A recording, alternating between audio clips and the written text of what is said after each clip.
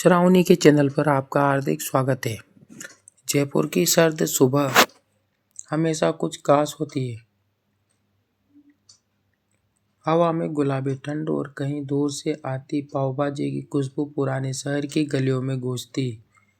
मंदिर की घंटियां सब मिलकर एक अलग ही जादू पैदा करते हैं। पर उस सुबह चौड़ा रास्ते पर बने सुरेश मिठाई भंडार के ऊपर के मकान में शांति के बजाय तूफान था। तू कभी मेरी बात क्यों नहीं मानता आदित्य? सुरेश की आवाज में गुस्सा कम और निराशा ज्यादा थी। वो 60 साल के हो चुके थे। गोरे चेहरे पर झुर्रियां, पर आंखों में अब भी वही तेज जो उन्होंने अपने दम पर मिठाई की दुकान खड़ी करते वक्त दिखाया था। पापा, दुनिया बदल गई है। अब लोग ऑनलाइन मिठाई मंगाते हैं। आपके जैसे पुराने तरीके से बिजनेस नहीं चलता। आदित्य, उनका इकलौता बेटा, लैपटॉप बंद करते हुए बोला। वो 30 साल का था, MBA पास और नए जमाने की सोच वाला। मैंने 30 साल इस दुकान को अपने पसीने से सींचा है और तू कहता है कि इसे इंटरनेट पर बेच दूं? सुरेश ने गुस्से में मेज पर रखी रजिस्टर की कॉपी पटक दी। मैं बेचने के बजाय बात नहीं कर रहा पापा, मैं बढ़ाने की बात कर रहा हूँ। पर सुरेश सुनना नहीं चाहते थे। उनके लिए दुकान सिर्फ व्यापार नहीं थी, उनकी पहचान थी। वहीं उनके लिए ऑनलाइन एक पराई चीज थी जो उनके हाथों की मिठास को मशीन की ठंडी डिब्बियों में कैद कर देगी। आदित्य कमरे से निकला गया और उसके कदमों की आवाज सीढ़ियों से उतरती रही और सुरेश के मन में पुरानी बातें गूंज उठी। उन्हें याद आया जब आदित्य 10 साल का था, उसकी माँ सुमन की मृत्यु हो गई थी। तब से सुरेश ने बेटा और माँ दोनों की भूमिका निभाने की कोशिश की थी। स्कूल की फीस, टिफिन, हर त्योहार, सब में उन्होंने कमी नहीं आने दी। पर जब आदित्य बड़ा हुआ तो उसके और सुरेश के बीच एक दीवार खड़ी हो गई। सुरेश चाहते थे कि बेटा दुकान संभाले, वही परंपरा निभाए। आदित्य चाहता था कि कुछ नया करे, कुछ अपना बनाए। माने न होने की कमी के कारण शायद उनके बीच समझ का वो रिश्ता कभी बन ही नहीं पाया। दोपहर तक आदित्य वापस दुकान पर आया। ग्राहक कम थे। उसने देखा दुकान के सामने का बोर्ड पुराना हो गया था, रंग उतर चुका था। अगर ये दुकान ऑनलाइन होती तो इतनी शांति न होती, उसने सोचा। वो काउंटर के पास बैठ गया और मोबाइल से कुछ फोटो लेने लगा। तभी सुरेश अंदर आए। अब क्या कर रहा है?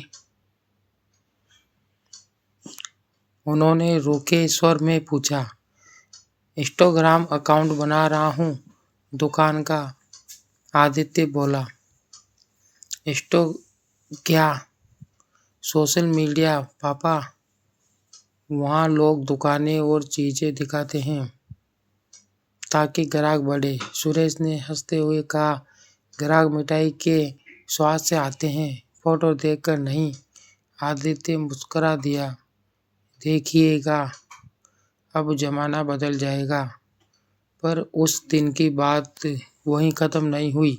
रात को जब सुरेश खाना खा रहे थे तो मोहल्ले के शर्मा जी आए।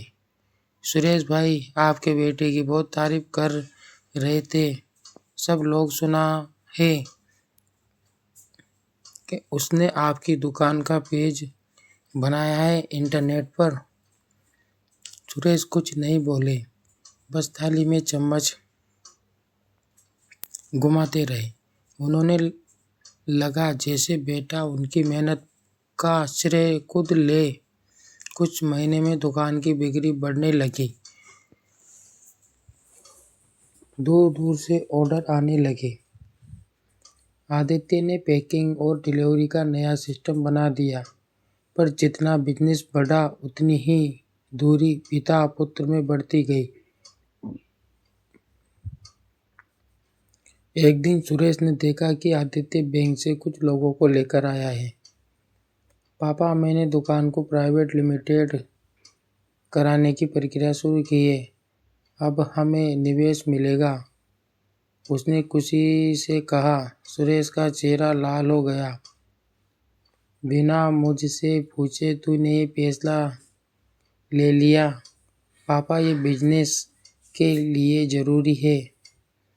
मेरे जीते जी दुकान में मेरा नाम किसी कागज़ से मिटाया गया तो मैं ये दुकान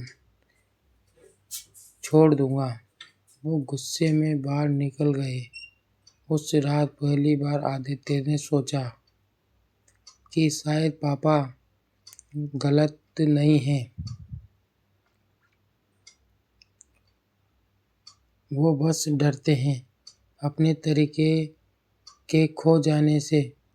हर अहंकार दोनों ओर था और अहंकार कभी रिश्तों की मरम्मत नहीं करता। कुछ दिनों बाद अचानक सुरेश बीमार पड़ गए। हाई ब्लड प्रेशर के कारण उन्हें अस्पताल में भर्ती कराना पड़ा। आदित्य भागा भागा आया। डॉक्टर साहब, पापा ठीक है तो हो जाएंगे ना? थोड़ा स्ट्रेस कम रखिए, अब उम्र हो रही है, डॉक्टर बोले। आदित्य के मन में अपराध बोध उमड़ पड़ा। वो दिन भर अस्पताल में बैठा रहा, पुराने पल याद करता रहा। जब पापा उसे साइकिल चलाना सिखाते थे, जब बारिश में उसे अपनी छतरी के नीचे छिपा लेते थे। पर जब सुरेश ने आंखें खोली तो उन्होंने बस इतना कहा, दुकान का ध्यान रखना, और फिर चुप्पी छा गई। अगले कुछ हफ्तों में सुरेश धीरे धीरे ठीक हुए। आदित्य ने दुकान की जिम्मेदारी संभाली, पर अब उसके काम में जोश नहीं था। हर मिठाई बनाते वक्त उसे लगता, ये पापा का स्वाद है, मेरा नहीं। एक दिन उसने दुकान के पुराने फोटो निकाले, पापा, माँ और छोटा सा वो। उसने महसूस किया कि शायद उसे दुकान को बदलने की नहीं, उसे आगे बढ़ाने की ज़रूरत है। पर पापा के मूल्यों के साथ वो अस्पताल गया और बोला, पापा, मैंने गलती की। मैं दुकान को आपकी तरह चलाना चाहता हूँ, पर नए तरीके से। आपकी मिठाई और मेरी सोच दोनों साथ। सुरेश ने धीमी मुस्कान दी। आदित्य, मिठाई में शक्कर ज़्यादा या कम हो फर्क नहीं पड़ता, असली मिठास इरादे की होती है। कुछ महीने बाद सुरेश एंड सन्स स्वीट्स का नया रूप सामने आया। दुकान का वही पुराना स्वाद, पर अब ऑनलाइन ऑर्डर और ब्रांडिंग के साथ। सुरेश अब रोज दुकान नहीं आते थे, पर शाम को कुर्सी पर बैठकर ग्राहकों को मिठाई चखाते और आदित्य की तारीफ करते। जयपुर की शामें फिर गुलाबी हो गई थी। आदित्य अब पापा की आंखों में वही चमक देखता जो बचपन में देखा करता था। वो जान गया था कि प्यार की मिठास किसी भी व्यावसायिक मिठाई से गहरी होती है। एक दिन सुरेश ने आदित्य को बुलाया, बेटा, मैंने अपने हिस्से की दुकान तेरे नाम कर दी है। पापा, ऐसा क्यों? अब तो हम साथ में काम कर रहे हैं, सुरेश ने मुस्कुराते हुए कहा। अब वक्त है कि तू उड़ान भरे। और हाँ, दुकान में मेरे नाम का बोर्ड मत हटाना। मैं हमेशा यहीं रहूँगा। आदित्य की आंखों में आंसू थे। बाहर से शंख की आवाज़ आ रही थी। जयपुर की हवा में मिठास घुली हुई थी और सुरेश के मन में सुकून कि बेटा अब सिर्फ उनका उत्तराधिकारी नहीं बल्कि उनका साथी बन चुका है। आपको हमारी कहानी पसंद आए तो हमारे चैनल को लाइक, सब्सक्राइब, शेयर करना ना भूलें।